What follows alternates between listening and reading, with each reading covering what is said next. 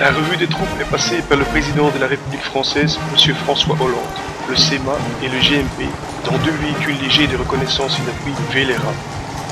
Dans le premier VLRA prennent place le président de la République, le CEMA et l'aide de camp du président de la République.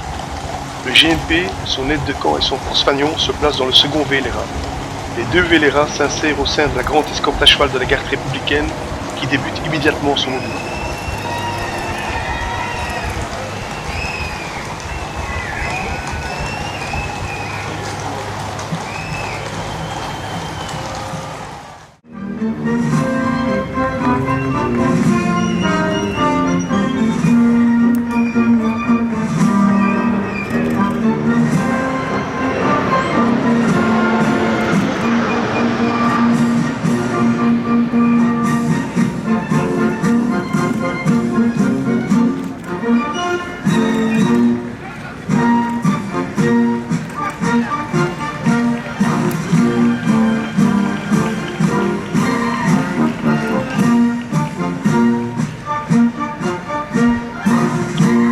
Le défilé des troupes en honneur débute par les détachements des pays africains et celui de l'ONU participant à l'intervention au Mali. Le défilé des troupes africaines est ouvert par un détachement de l'armée malienne, composé d'un chef de détachement, suivi d'une garde au drapeau, de 3 cadres et d'un vol de 50 minutes. Ce premier détachement est suivi par les chefs de corps, de drapeau et leurs gardes, représentant les pays ayant participé à la mission internationale de soutien au Mali, MISMA, dont le Bénin, le Burkina Faso, la République de Côte d'Ivoire, le Ghana, la Guinée, le Libéria, le Niger, le Nigeria, le Sénégal, la Sierra Leone, le Tchad et le Togo.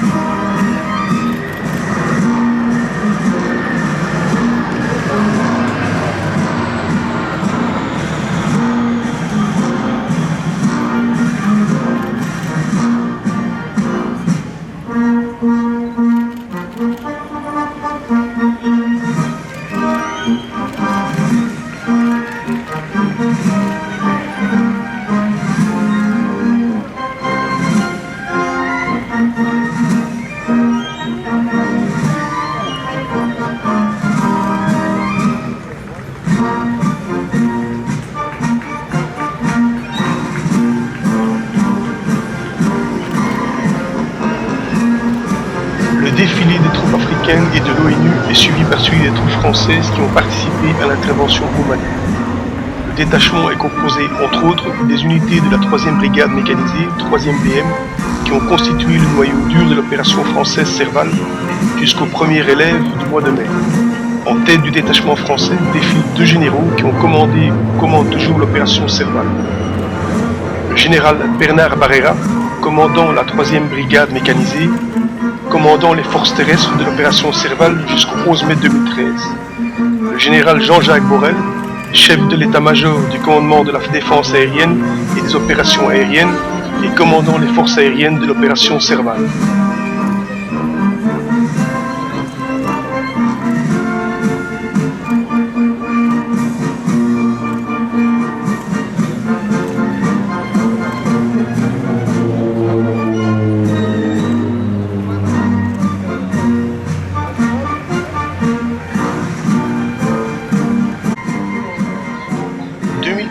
Marque la célébration du 50e anniversaire du traité de l'Élysée et à ce titre, un détachement de la brigade franco-allemande participe au défilé des troupes allemandes. Ce détachement se compose de 2 unités, dont le 3e régiment de hussards de l'armée française.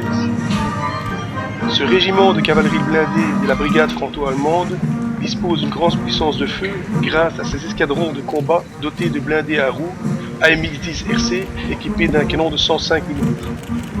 À ce titre, il peut opérer en avant de la brigade et couvrir de larges espaces pour déceler et détruire ses adversaires.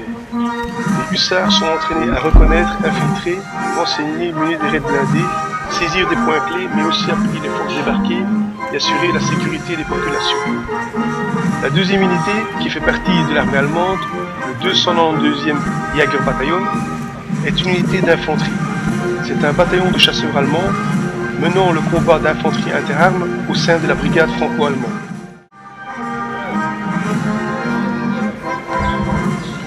Le défilé du 14 juillet 2013 est l'occasion de mettre en valeur l'Europe de la défense à travers les participations allemandes, belges, mais également croates.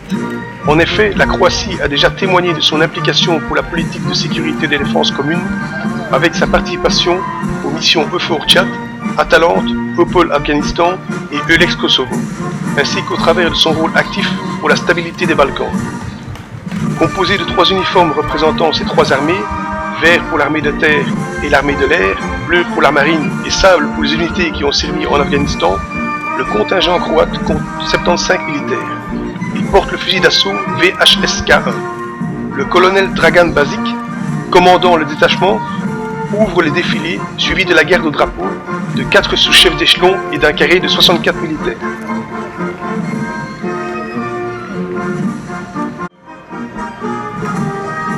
Le défilé des troupes à pied est sous la responsabilité du général de brigade Henri Brazin, général adjoint, engagement auprès du gouverneur militaire de Paris.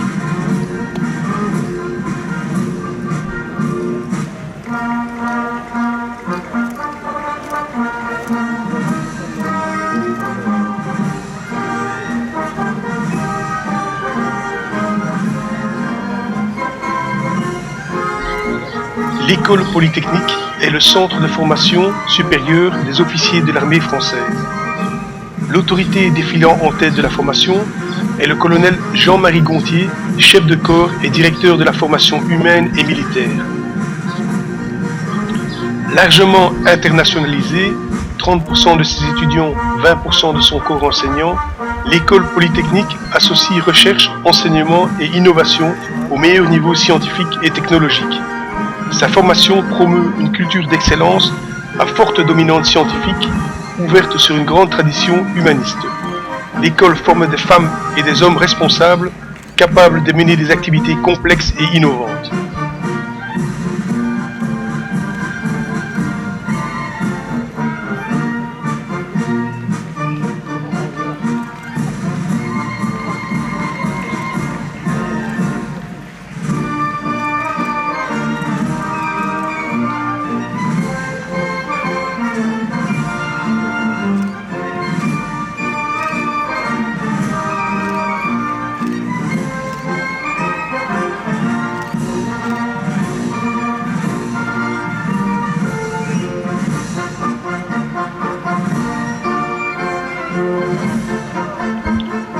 L'école des officiers de la gendarmerie nationale, avec en tête de la formation le colonel Christophe Boyer, directeur de l'enseignement, forme les officiers de gendarmerie aux fonctions de commandement et de cadre de haut niveau en formation initiale et continue.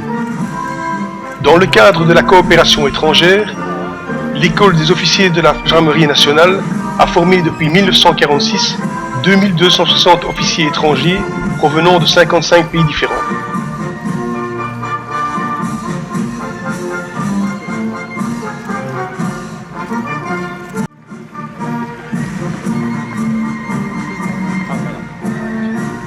L'école spéciale militaire de Saint-Cyr, avec en tête de sa formation le colonel Arnaud Mettet, commandant le 1er bataillon, est responsable de la formation des jeunes officiers destinés à devenir des décideurs et des meneurs d'hommes, maîtrisant l'art du commandement et sachant fédérer les énergies. L'école forme des chefs militaires, à la fois serviteurs de l'État et hommes ou femmes d'action, aptes à commander en toutes circonstances.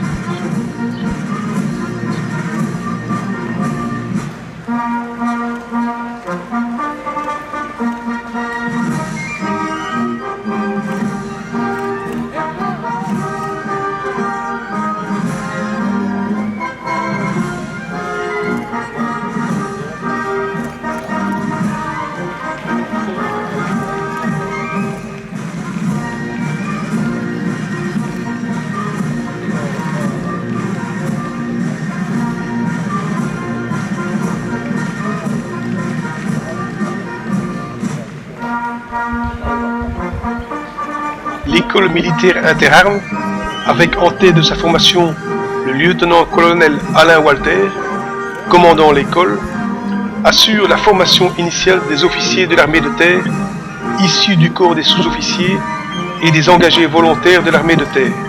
Elle forme des officiers destinés à encadrer les unités opérationnelles de l'armée de terre, puis à assumer des responsabilités croissantes d'encadrement, voire de conception et de direction au sein de l'armée de terre, de la défense et des états-majors multinationaux.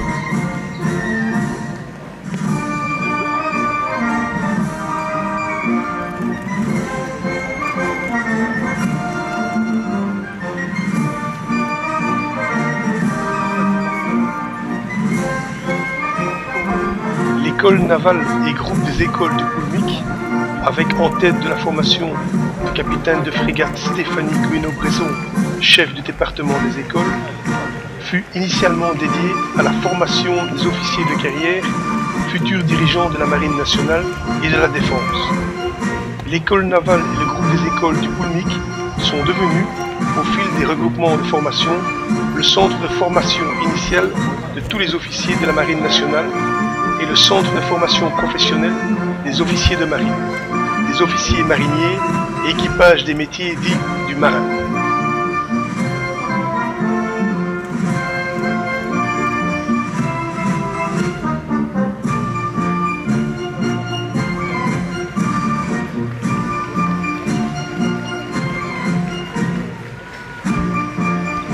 L'école des officiers de l'armée de l'air, avec en tête de la formation le colonel Antoine Sadou, commandant le groupement des formations initiales d'officiers, assure la formation initiale et continue des officiers de l'air, pilotes et navigateurs, des officiers systèmes aéronautiques, maintenance aéronautique, système d'information et de communication, des officiers des bases, contrôleurs aériens, renseignement, infrastructure, administration, commando, défense solaire, et des officiers commissaires.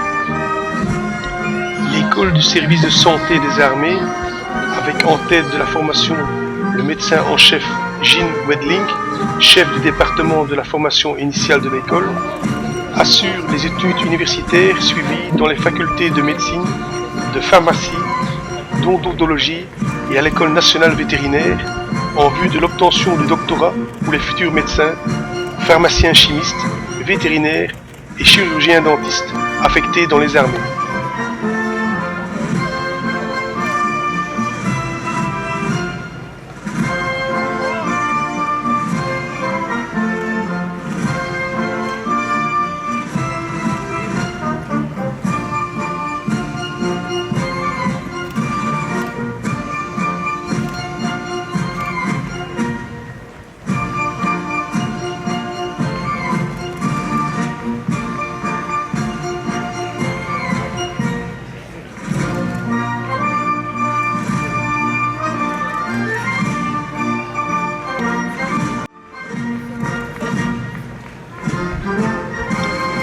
L'école de gendarmerie de Chaumont, avec en tête de la formation le colonel Jean-Marc Isoardi, commandant de l'école, a pour mission d'assurer la formation initiale des élèves gendarmes adjoints volontaires, agents de police judiciaire adjoints, soutien technique ou administratif, mais surtout des élèves gendarmes destinés à occuper un emploi de sous-officier.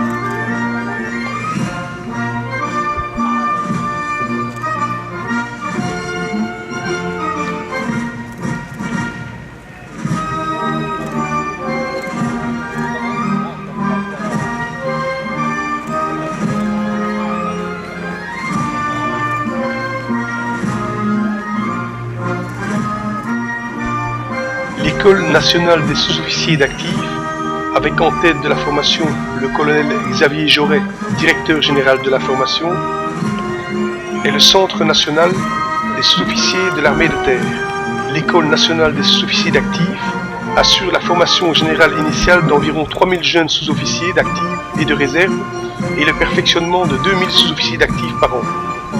La formation dispensée recouvre les deux volets indissociables que sont l'instruction militaire et l'éducation, qui permettront aux futurs cadres d'exercer pleinement leurs responsabilités.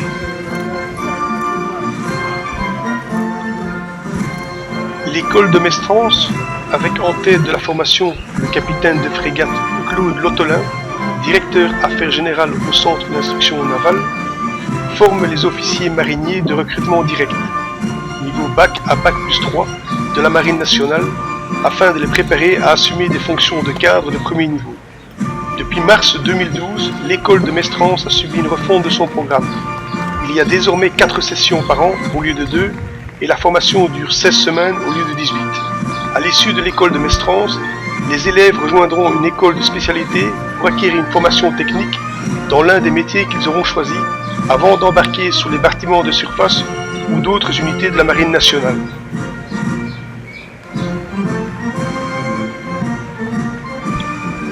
L'école de formation des sous-officiers de l'armée de l'air, avec en tête de la formation le lieutenant-colonel Christophe Chevalier, directeur des formations, a pour mission la formation continue, professionnelle et militaire des cadres de l'armée de l'air.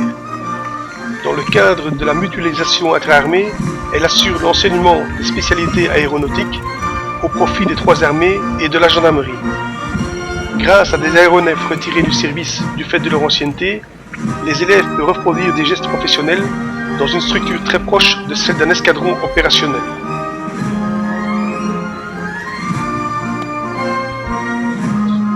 Le Centre national des sports de la défense, avec en tête de la formation le lieutenant-colonel Hubert Tissier, chef de corps de l'école, et le lieutenant-colonel Michel Autran, chef de corps du Centre sportif et d'équitation militaire. L'école est en charge de la formation des spécialistes d'entraînement physique militaire et sportif.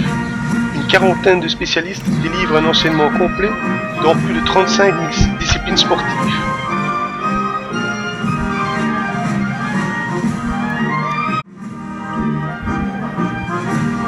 Premier et deuxième régiment d'infanterie de la garde républicaine, avec en tête de la formation le colonel Éric Huguet, commandant le premier régiment d'infanterie, et le lieutenant-colonel Georges Monchot, commandant le deuxième régiment d'infanterie.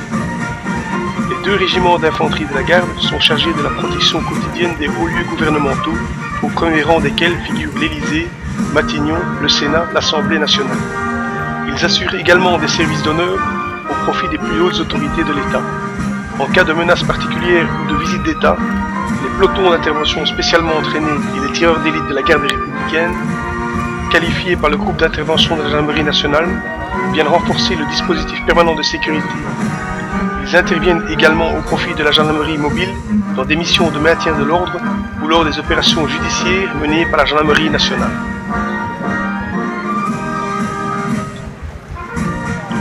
La gendarmerie mobile, avec en tête de la formation le chef d'escadron Frédéric Sanchez, commandant l'escadron de gendarmerie mobile 24-1, accomplit des missions de sécurité générale en renfort du dispositif territorial des forces de l'ordre en métropole et outre-mer. Les unités de gendarmerie mobile ont pour rôle d'assurer le maintien et le rétablissement de l'ordre public dans toutes les situations, allant jusqu'aux plus dégradés, telles les violences urbaines ou situations insurrectionnelles.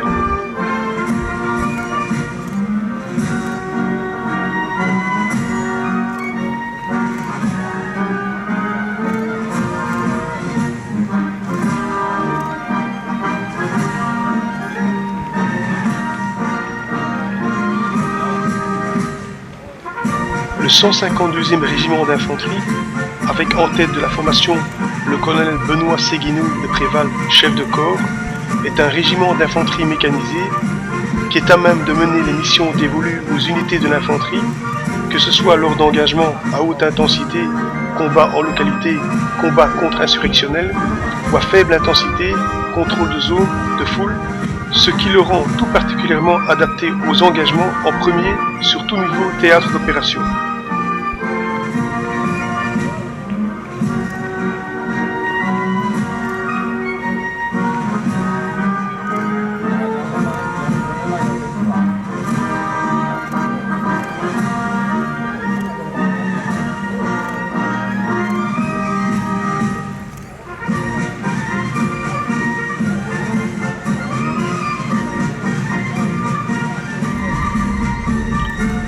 501e régiment de chars de combat, avec en tête de la formation le colonel Emmanuel Charpy, chef de corps, est un régiment blindé équipé de chars Leclerc.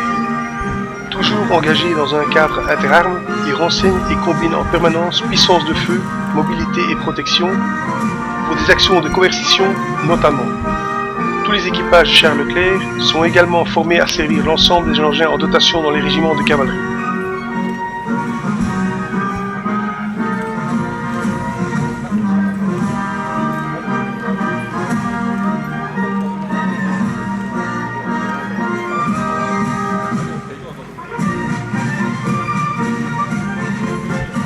Le 35e régiment d'artillerie parachutiste, avec en tête de la formation le colonel Romain Charles, chef de corps, possède la faculté de déployer ses moyens par les airs grâce à l'aérolargage, l'aérotransport ou l'héliportage de ses mortiers de 120 mm, mais aussi par voie terrestre avec ses canons de 155 mm. Il assure les appuis-feu sol-sol de la 11e brigade parachutiste grâce à l'utilisation du canon équipé d'un système d'artillerie César qui peut concentrer un tir d'obus de 155 mm sur un objectif situé jusqu'à 40 km de manière massive et brutale.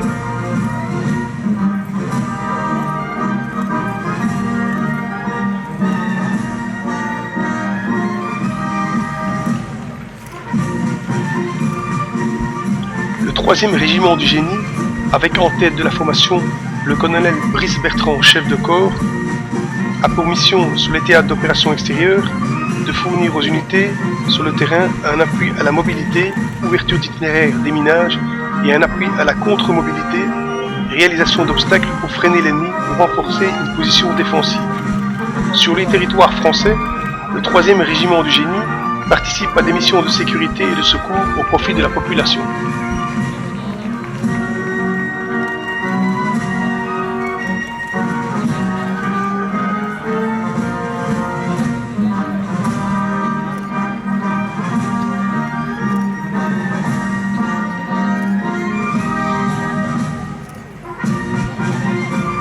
Le Centre national d'entraînement en commando, avec en tête de la formation le colonel Samuel Domas, chef de corps, a pour mission l'aguerrissement des futurs cadres de l'armée de terre en cours de scolarité dans les écoles de formation initiale et la formation qualifiante des cadres des armées aux techniques commando.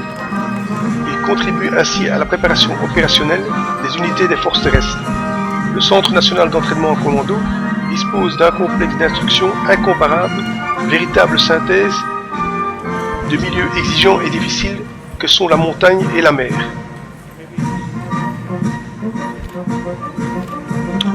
Le commandement des centres de préparation des forces a pour mission d'appuyer l'entraînement des forces terrestres dans les domaines du commandement, de la manœuvre et du tir, en terrain ouvert ou en zone urbaine.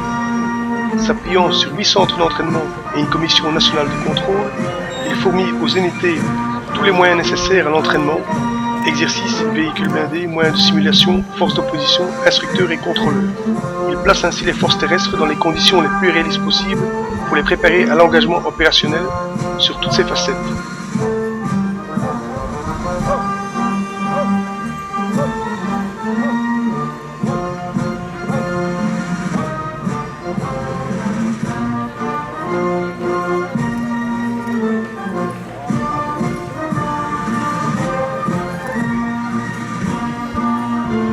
La frégate anti-sous-marine Jean de Vienne, avec en tête de la formation le capitaine de vaisseau Pierre-Yves Grand, commandant la frégate Jean de Vienne, participe à la défense des approches maritimes en haute mer et s'assure du respect du droit international et de la défense des intérêts nationaux de la France. Équipée d'un hélicoptère Lynx, la frégate contribue à la sûreté de la force océanique stratégique et remplit des missions de reconnaissance, de vigilance et de renseignement en assurant entre autres la lutte contre la piraterie, les trafics illicites et le contrôle d'embargo.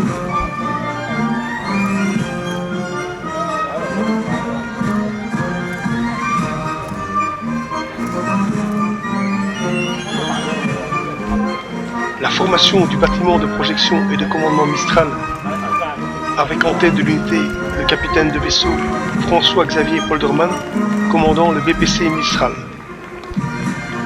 Celui-ci est un bâtiment de combat amphibie polyvalent, pouvant projeter à terre jusqu'à 110 véhicules blindés ainsi que 450 soldats.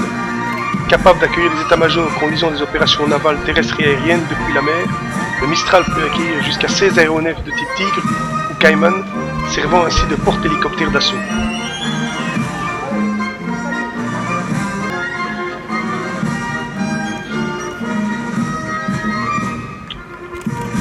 La formation frégate de défense aérienne Forbin, avec en tête de l'unité le capitaine de vaisseau Marc Ossoda, commandant la frégate de défense aérienne Forbin, a pour mission d'assurer la protection d'unités navales importantes comme le porte-avions Charles de Gaulle et son escorte contre les menaces aériennes que constituent les aéronefs et leurs systèmes d'armes, notamment les missiles anti-navires supersoniques.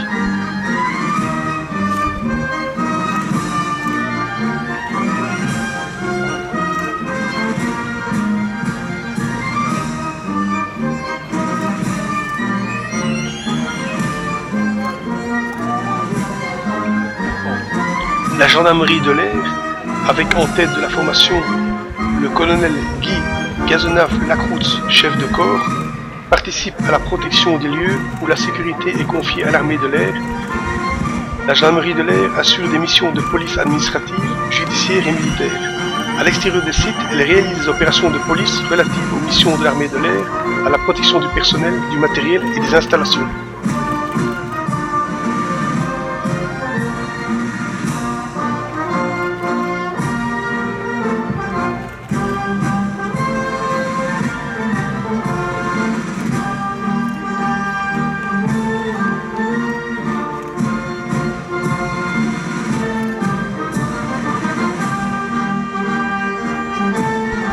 La base aérienne 105, avec en tête de la formation le colonel Vincent Séverin, commandant de la base, est spécialisée dans le transport et dans les systèmes d'information, de contrôle et de communication spécifiques aux opérations aériennes. Les C-160 Transal de ces deux escadrons de transport Anjou et Béarn permettent le transport et le largage de troupes et de matériel dans les endroits les plus reculés au monde, comme récemment au Mali, et participent activement aux évacuations sanitaires.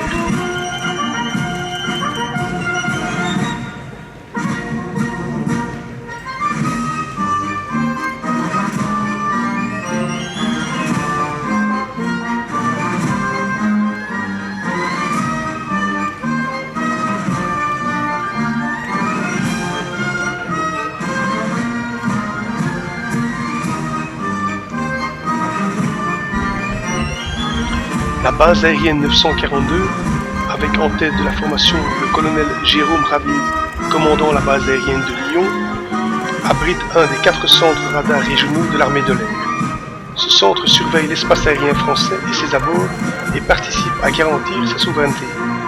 De plus, elle regroupe plusieurs unités complémentaires et coordonnées qui permettent de préparer, planifier et conduire toutes les opérations aériennes de manière permanente ou ponctuelle, que ce soit dans un cadre interarmé ou multinational.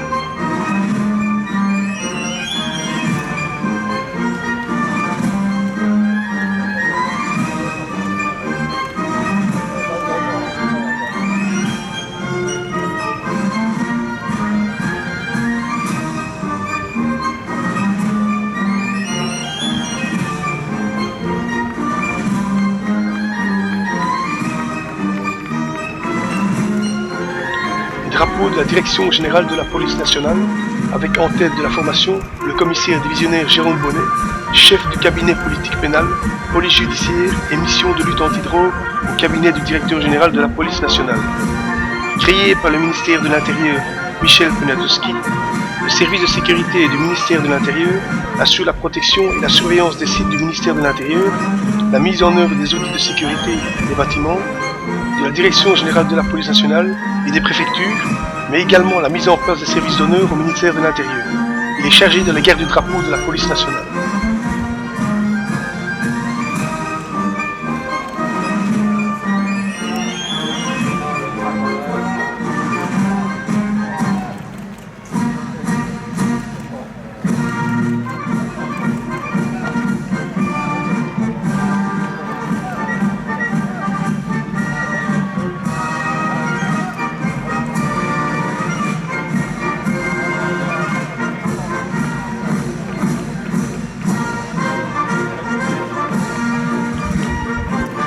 l'École nationale supérieure de la police, avec en tête de la formation le commissaire divisionnaire Thierry Guerrier-Doron, chef du département des formations préparatoires partenariales et internationales, forme les cadres supérieurs de la police nationale que sont les commissaires. L'école dispose en outre d'un centre d'information et de conseil aux élus locaux et aux cadres supérieurs d'entreprises publiques impliqués dans le champ de la sécurité intérieure.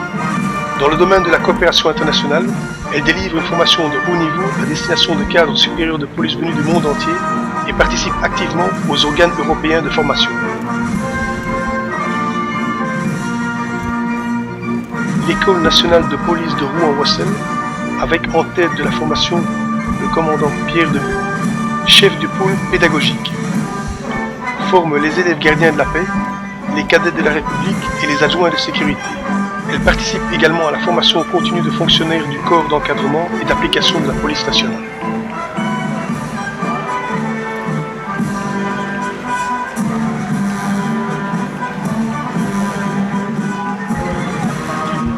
L'École nationale supérieure des officiers de sapeurs-pompiers, avec en tête de la formation le colonel François Pradon, directeur adjoint de l'école, assure la formation initiale et continue des 25 000 officiers de sapeurs-pompiers français professionnels, volontaires, ainsi que du service de santé des armées, formation aux emplois de direction jusqu'à l'emploi de directeur départemental, des formations aux risques technologiques ou à la prévention de l'incendie, mais aussi à la formation d'infirmiers, de médecins, de pharmaciens et de vétérinaires au profit du service de santé des armées.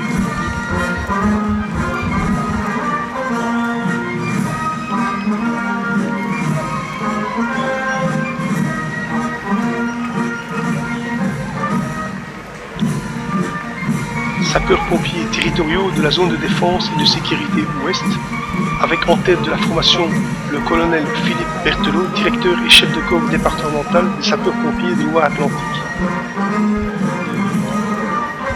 Les pompiers concourent avec les autres services et professionnels concernés à la protection et à la lutte contre les accidents, sinistres et catastrophes, à l'évaluation et à la prévention des risques technologiques ou naturels, ainsi qu'au secours d'urgence. Les sapeurs-pompiers se chargent de la protection générale des populations en lien avec la sécurité intérieure et la défense civile afin de prévenir, protéger et lutter contre les incendies.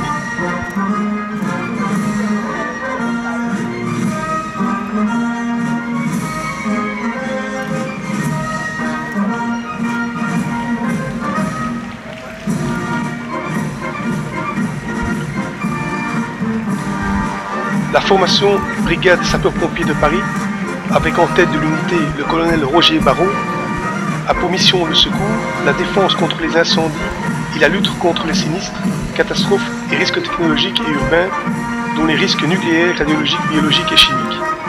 Les pompiers reçoivent des formations spécifiques en secourisme et dans la spécialité incendie-sauvetage. Intervenant dans une mégalopole de près de 7 millions d'habitants, les sapeurs-pompiers de Paris sont des spécialistes du risque et du secours.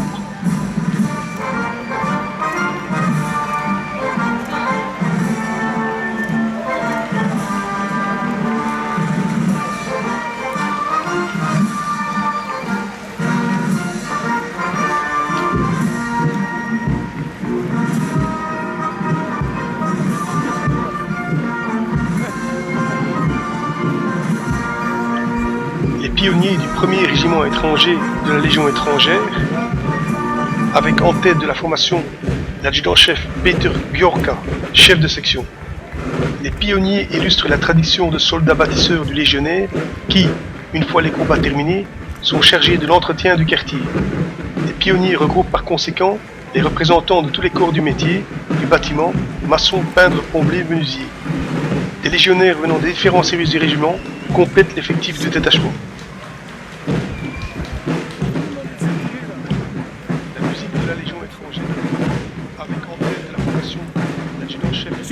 Jérôme Dumont, tambour-major.